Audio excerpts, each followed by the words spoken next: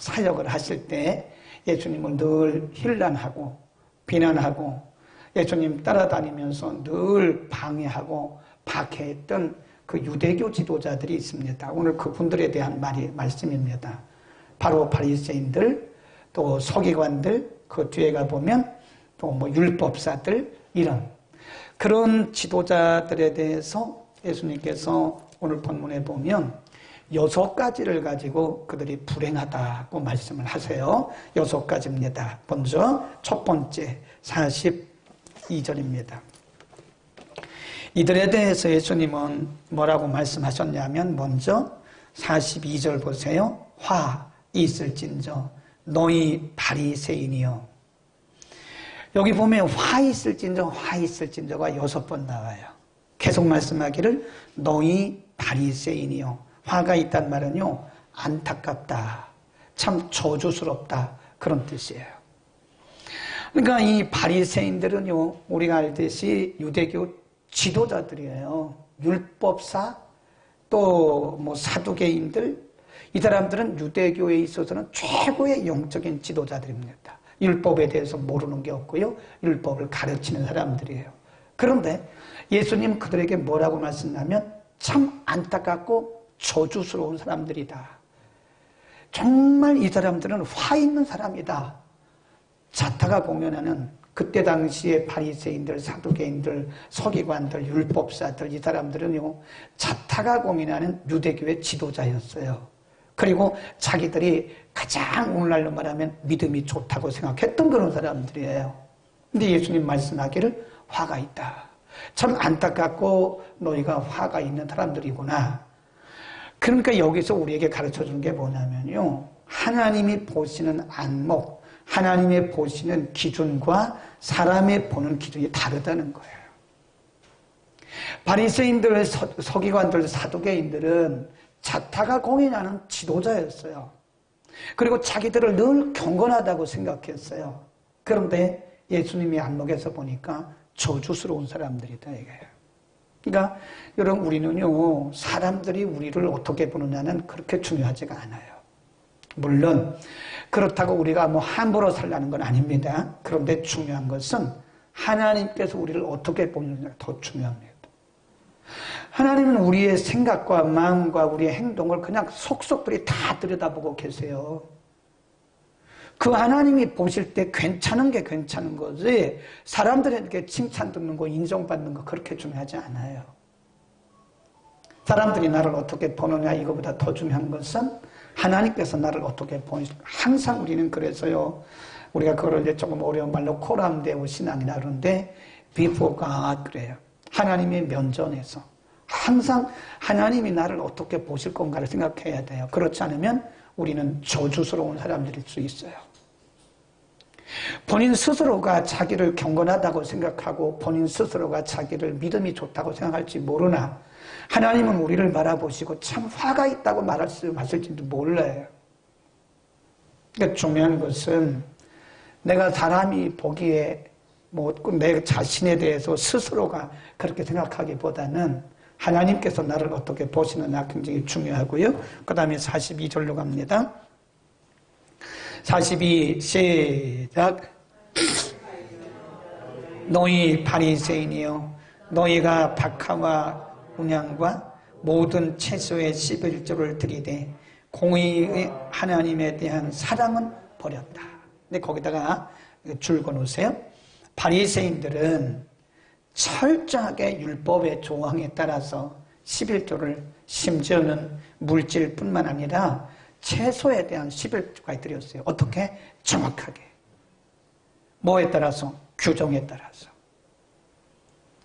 그러니까 율법적 규정과 조항에 의하면 이들은 뭐 11조도 정확하게, 물질도 정확하게, 채소도 정확하게 드렸어요. 그런데 그 속에 뭐가 없어요? 거기 보면 사랑과 공의, 공의와 하나님께 대한 사랑이 없다. 껍데기예요, 껍데기. 하나님이 원하시는 것은 중심입니다. 저는 그걸 뭐라고 하냐면 정신이라고 해요. 정신. 말씀 정신, 복음 정신, 네, 율법 정신. 하나님이 율법을 주실 때는 율법 속에 하나님의 의도가 담겨진 알맹이가 있어요. 그게 정신입니다. 정신. 법 정신. 근데 바리새인들은요, 겉으로 볼 때는 굉장히 철저해요. 조항으로 볼 때는 바리새인들만큼 철저하게 지키는 사람이 없어요. 그런데 그 껍데기예요, 껍데기. 그 속에 알맹이가 하나도 없어요. 형식이에요, 형식. 여러분, 우리가 사랑의 모양을 내면 안 됩니다. 거기에 사랑의 정신이 들어가야 됩니다. 사랑의 정신. 사랑의 정신. 우리가 주를 섬기는 일에는 항상 우리의 중심, 우리의 정신이 들어가지 않으면 그건 다 형식이에요. 그건 다 껍데기예요. 하나님이 원하시는 것은 껍데기가 아닙니다. 하나님이 원하시는 것은 우리의 중심, 정신이 들어가야 되는 거예요. 제가 늘 얘기하잖아요. 이 대학에서, 법과대학에서 법만 공부한 사람들은요, 법정신을 몰라요. 의과대학에서 의학만 공부한 사람들은요, 히포크라테스의 정신이 뭔지 모릅니다. 돈 벌고 어떤 자기 직업적으로 할 수도 있어요. 학교에서 신학대학에서 신학만 공부한 사람들은요, 그 정신을 몰라요. 복음 정신이 뭔지 모릅니다. 설교는 하는데 알맹이는 다 빠져 있어요. 철학적으로, 신학적으로. 틀림이 없죠. 정확하죠. 그런데 그 속에 하나님의 복음 정신이 빠질 경우가 많다 이거예요. 근데 우리는 알맹이가 있어야 돼. 알맹이. 아멘. 우리의 신앙생활에 알맹이. 알맹이가 빠진 것은 하나님 앞엔 다 껍데기입니다. 껍데기. 하나님은 껍데기보다 알맹이를 더 중요시 여기는 거예요. 그러니까 뭐라 그래? 사람은 외모를 보지만 나는 중심을 본다. 그러잖아요. 다윗을 하나님의 사람으로 선택하라고 보낸 사무엘이 사람을 보는데 겉모양만 보는 게 겉모양. 하나님이 말씀하기를 겉모양 보지 마라. 사람의 외모는 내가 이미 다 버렸다. 다 버렸고 나는 사람의 그 중심을 본다. 알맹이를 본다 이거예요. 그러니까 우리가 사역도 겉으로 많은 것이 드러났다고 그게 다는 아니에요. 하나님은 그 중심, 알맹이가 있는가를 보시는 거예요. 알맹이. 어떤 사람들은요, 그거를 실속이라고 합니다. 실속. 실속 있게 사는 사람이 있고 실속이 없는 사람이 있어요. 어떤 사람들은 겉으로 굉장히 웅장하게 삽니다. 굉장히 멋들어지게 삽니다. 근데 막상 그 내부에 보면 다 빛이에요. 다 빛. 실속이 하나도 없어요. 빛 얻어서 그렇게 사는 거예요. 그건 실속이 없는 겁니다. 자동차도 아주 그냥 삐까번쩍하고 살고 집도 인테리어도 비싸게 하고. 그런데 실속이 있는 사람은 그렇게 안 살아요. 실속주의자들은요, 자동차도 탈 만큼 타요. 안 굴러갈 때까지 탈 만큼 타요. 집도 웬만큼 불편하지 않으면 그냥 웬만한 거 다 그냥 써요. 우리가 실속 있게 사는 게 좋겠어요? 그냥 모양 내고 사는 게 좋겠어요? 폼. 우리가 보통 애들 말로 폼만 잡는 게 좋겠어요? 실속이 있는 게 좋겠어요? 신앙생활도 폼만 잡으면 안 됩니다. 신앙생활도요, 실속이 있어야 돼요. 모양만 내는 신앙생활, 모양만 내는 사역, 그것도 의미가 없어요. 실속이 있어야 돼요. 오늘도 그 얘기하는데 뭐 이렇게 하자 그러니까 그 돈 들어가는 거 아니냐고. 제가 그래서 왜 주의 일을 돈 갖고만 따집니까? 돈은 필요하면 하나님 주시는 거고 우리는 최소의 비용을 가지고 최대 효과를 내는 그것이 지혜로운 사역자지. 돈 왜 돈부터 생각하십니까? 어떤 분이 거기서 그래요. 그거 하려면 돈 많이 들어갈 텐데요. 아닙니다. 생각보다 돈 안 들어갑니다. 뭐가 그렇게 돈이 들어갑니까? 돈 필요하면 하나님 주시겠죠. 그리고 주시는 것만큼 하면 되는 거죠. 우리가 우리의 한도도 안 되는데 우리가 한계 좀 이상을 넘어가지고 할 필요가 뭐가 있어요? 내가 할 수 있는 한도 내에서 우리 실속 있게 살아야 돼요. 우리의 신앙생활도 알맹이가 있어야 되고요. 우리의 보통 삶도요, 실속 있게 사는 게 제일 나아요. 그냥 비도덕가지고 막 그렇게 남보기에 폼만 잡지 말고 실제로는 실속 있는 게 제일 좋습니다. 아멘. 우리 교회는 실속 있잖아. 그렇죠? 모양만 내면 안 됩니다. 아무리 11조를 정확하게 해도요, 11조를 아무리 정확하게 해도요, 여기에 하나님을 사랑하는 마음과 말씀 정신이 거기에 들어가지 않으면 그것은요, 어떻게 보면 그냥 내 열심으로 11조를 하는 것일 수 있어요. 유대인들은 철저하게 율법의 조항에 따라 11조헌금을 했습니다. 그러나 분명히 뭐라고 예수님 지적하셨어요? 하나님을 사랑하는 것과 공의는 빠졌다. 알맹이가 모두 빠졌다. 그런 말씀을 하셨어요. 그 다음에 또 하나로 갑니다. 그 두 번째 6가지 중에서 쭉 43절로 갑니다. 예수님이 이 바리새인들, 율법사들, 또 사두개인들 이런 사람들의 유대교 지도자들에 대해서 또 뭐라고 하셨나? 43 시작. 화 있을진저 너희 바리새인이여 너희가 높은 자리와 시장에서 문안받는 것을 기뻐하는도다. 예수님이 그들을 이렇게 보시면서 참 안됐다, 안타깝다, 그리고 참 저주스럽다. 예수님이 이런 막말을 하신 분이 아니거든요. 항상 좋은 말을 쓰시고 은혜로운 말 쓰시는데 이렇게 화 있다, 저주스럽다, 이게 원문에 보면요 저주스럽다 그 말이에요. 우리말은 화 있다고 이렇게 번역을 했는데 이게요 저주스럽다 그런 얘기. 예수님이 그런 막말 하시는 분이 아니잖아요. 예수님이 그런 단어를 쓰시는 분이 아니잖아요. 그런데 이 유대교 지도자들에 대해서는 예수님께서 저주스럽다는 그런 아주 무시무시한 단어를 예수님 쓰셨어요. 왜 그래요? 이 사람들은 두 번째가 항상 사람들에게 높임받으려고 그러고 섬김받으려고 그러는 거예요.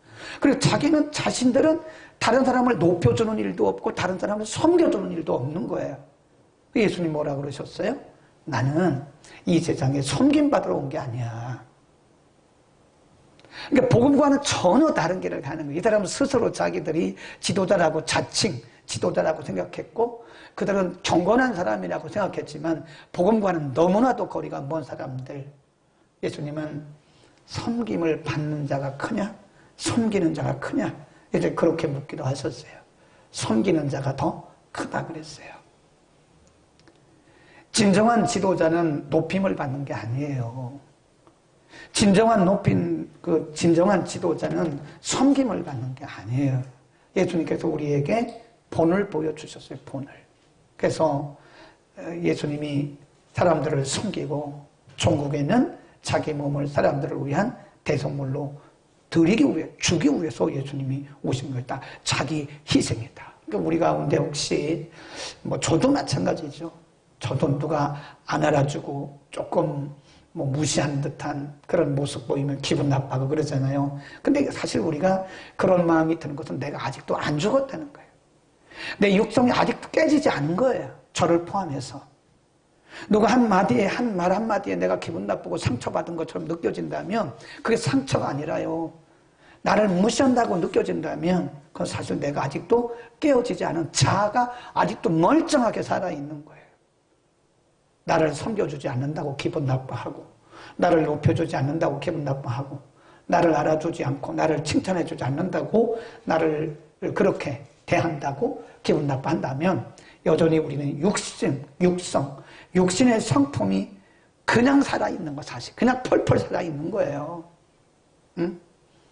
우리가 그 미꾸라지를 가지고 추어탕을 만들잖아요. 추어탕.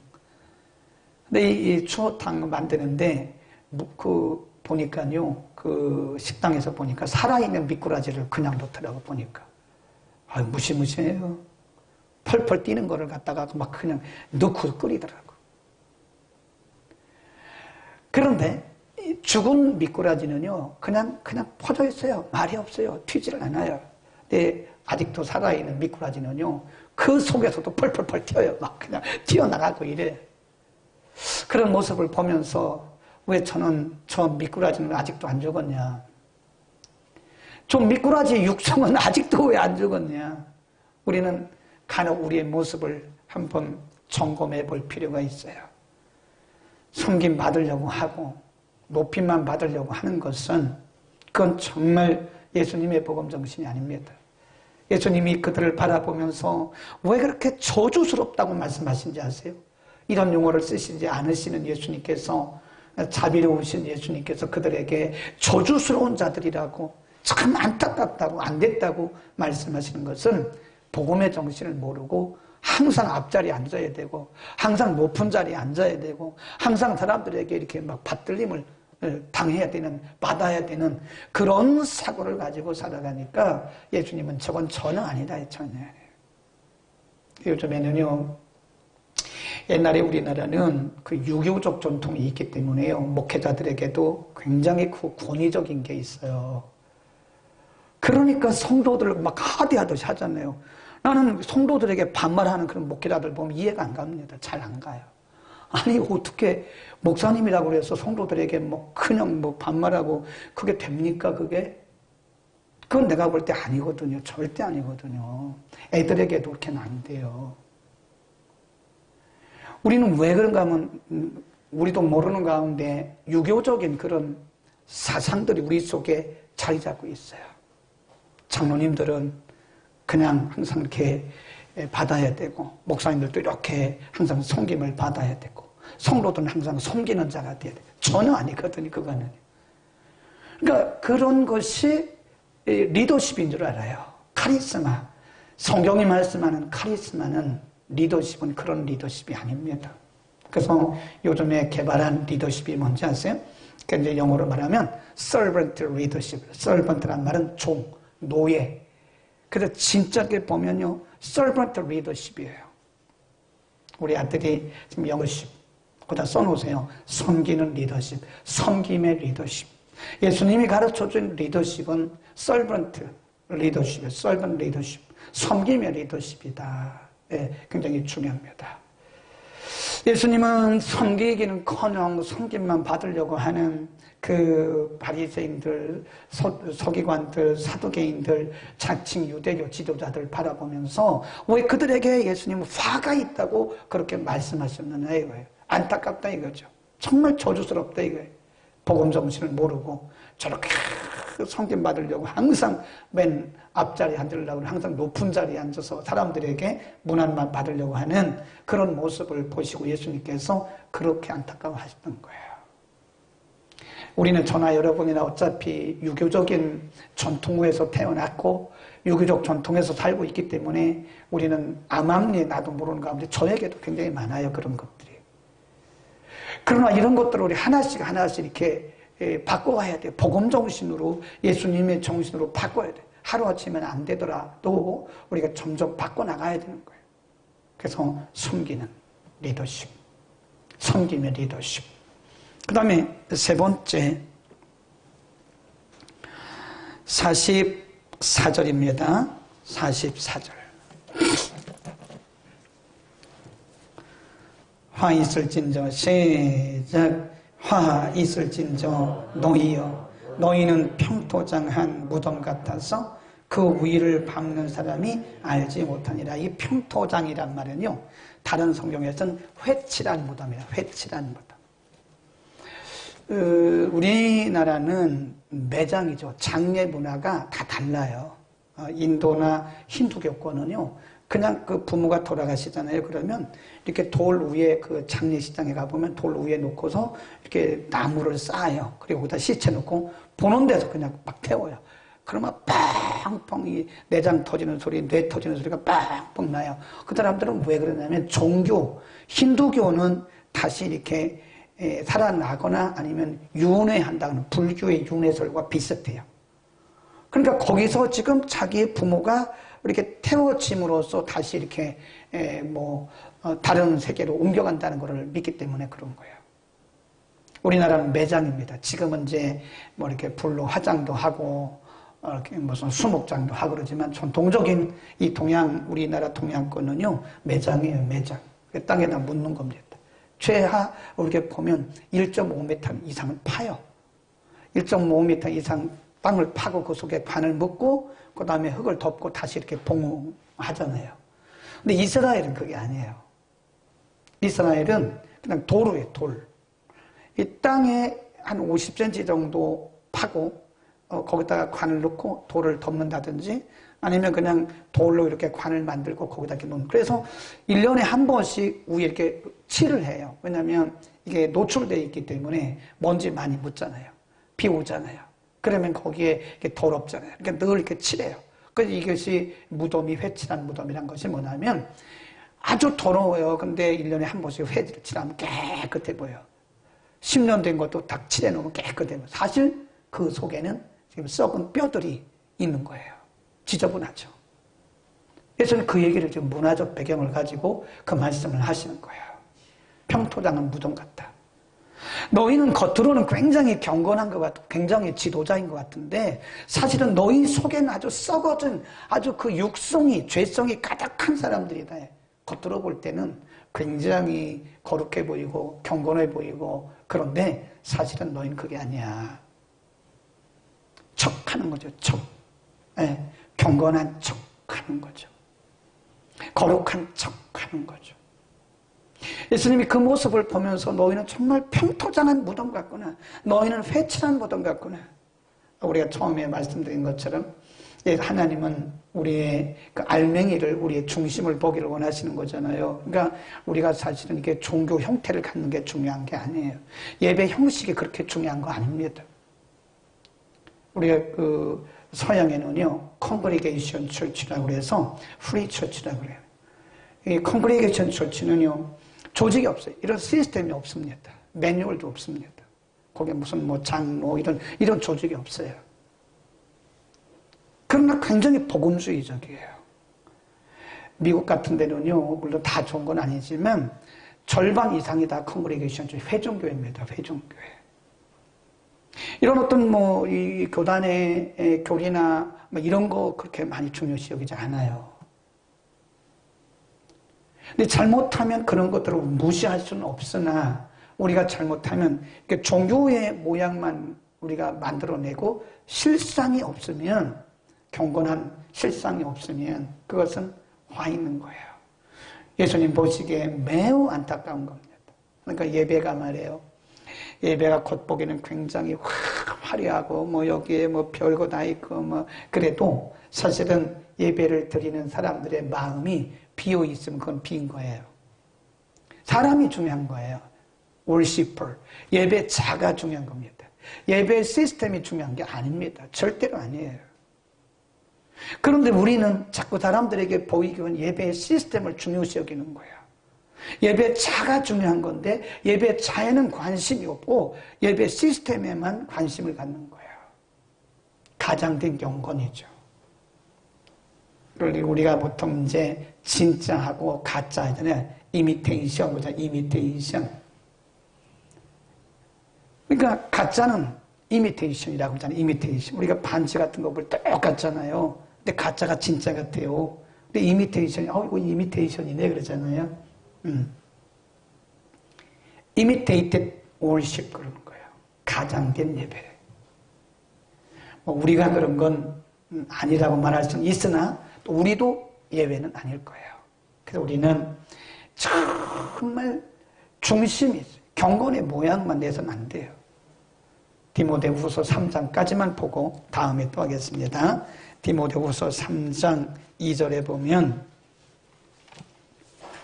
예수님 이런 말씀하세요. 말세가 되면 말세의 현상들, 징조들 3장 1절부터 쭉 보는데요. 5절까지 읽습니다. 시작. 내가 이것을 알라. 말세에 고통하는 때가 이르리니 사람들은 자기를 사랑하며 돈을 사랑하며 자긍하며 교만하며 회방하며 부모를 거역하며 감사치 아니하며 무정하며 원통함을 풀지 아니하며 참소하며 절제하지 못하며 사나우며 선한 것을 좋아하지 아니하며 배반하여 팔며 조급하며 자고하며 쾌락을 사랑하기를 하나님 사랑한 것보다 더하며 5절 경건의 뭐는 있으나 모양은 있지. 경건의 모양은 있는데 사실은 능력이 없다. 네. 그러니까 이게 바리새인들 모습 아니에요? 굉장히 경건하고 굉장히 율법적이고 굉장히 뭐가 있는 것 같은데 실제로는 그 속에 경건의 능력이 하나도 없어요. 예수님 그런 모습을 바라보시면서 이 유대교의 지도자들에게 너희는 화가 있다. 굉장히 예수님 자비로우신 분이고 긍휼이 많으신 이런 용어를 사용하시지 않는 분인데 이런 모습을 보고 그들에게 경고한 거예요. 우리에게도 경고하는 거예요. 경건의 모양은 있지만 능력은 없구나. 평토장한 무덤 같은. 그러니까 첫 번째 말씀에서도 하나님은 우리의 중심을 보시고 우리는 실속이 있어야 돼요. 실속. 폼만 잡지 말고 믿음의 폼만 잡지 말고 정말 믿음의 실속이 있어야 된다는 거예요. 우리의 삶도 우리의 섬김도 폼만 잡지 말고 정말 그 속에 실속이 있어야 되는 거예요. 그리고 우리도 그렇게 삽시다. 우리 신앙생활도 실속 있게 하시고요. 우리 생활도 실속 있게 하세요. 폼 잡는 거 별로 중요하지 않습니다. 그 뭐 폼 나봤자지 그 폼 잡아봤자 뭘 합니까? 실속이 있어야 되는 거지. 기도하겠습니다. 거룩하신 아버지